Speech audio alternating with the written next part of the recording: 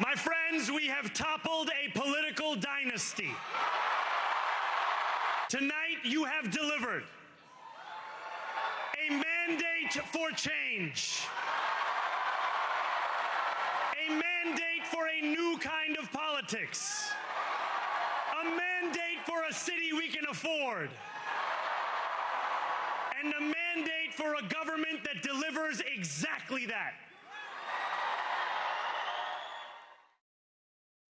Man of the hour here in New York, Zohran Mamdani. He's going to be the next mayor, just over 50% of the vote, with 87% in over the former governor of this state, Andrew Cuomo, who's just under 42% of the vote. In case you missed it earlier in our coverage on NewsNation, our buddy Chris Cuomo talked about his brother's candidacy. Here's part of what Chris said. And even I can see what this is about. And of course, I wanted my brother to win. I believe in my brother. I think he's a tremendous operator within government. But he's not what Democrats want right now in their party. And Democrats win in New York City, Chris. I mean, that's the one-line analysis is the Democrat was going to win in New York City. But the type of Democrat and what they want, I do believe there's a metaphor here as a reaction to MAGA. And this is what we'll see in the midterms. That tees up a conversation here. Paul Rieckhoff, host of the Independent Americans podcast, back at the table. I'm Conal McShane, Nicole Burley. Chris Stirewalt was the Chris Cuomo was referencing. So we can start on that and the type of Democrat and what tonight's message is from Mamdani. A remarkable message. When he said that you will have a government that loves you back, you love your city, and now you're going to have a city that loves you back. When he said that there was a city that would tackle, there was no problem too big for it to tackle, no issue too small for it to care about, I'm reminded of the ratchet effect that occurs in populist movements, which is things don't work out, people become frustrated. The frustrations of people are easily exploited by demagogues, whether they be right or left, that say, if you just give me enough power, I can make, vote for Pedro and all your dreams will come true, as Napoleon Dynamite told us. And you see it on the right and you see it on the left. And here's the problem, ultimately, in the end. What Americans keep saying, what we hear in national election after national election is, please be good at your job. Please just be good at the work that is put before you.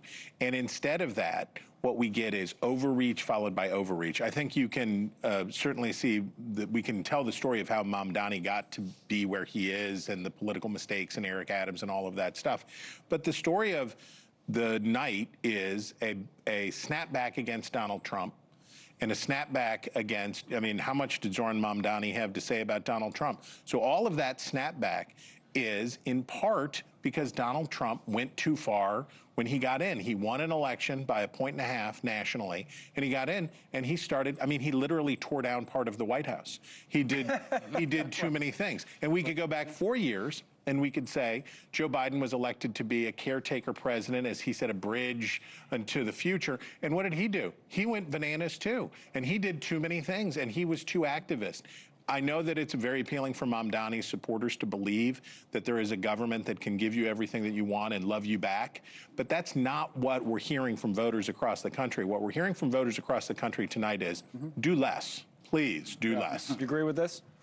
I think Chris is getting to the core of maybe what's most important here. This is historic.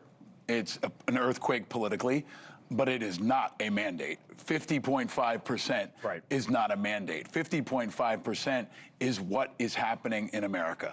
And I think that Trump is too far to the right and out of the mainstream. I think Mamdani is too far to the left and out of the mainstream. And the answer to Donald Trump's overreach is not an overreach in the other direction. And I think that's what you're going to hear from most Americans, is that the Republicans are too far right, the Democrats are too far left, and I am homeless in the middle. And the true path forward for America is the candidate that can unite that middle, the candidates that can bring people together. The message that really worries me the most is he said Donald Trump turned the volume up. We do not need Donald Trump to turn the volume up, and we do not need the other side to turn the volume up. We need both sides to turn the volume down. Thank you for watching. Subscribe below and download our NewsNation app right now on your phone, and you will get fact-based, unbiased News for all Americans.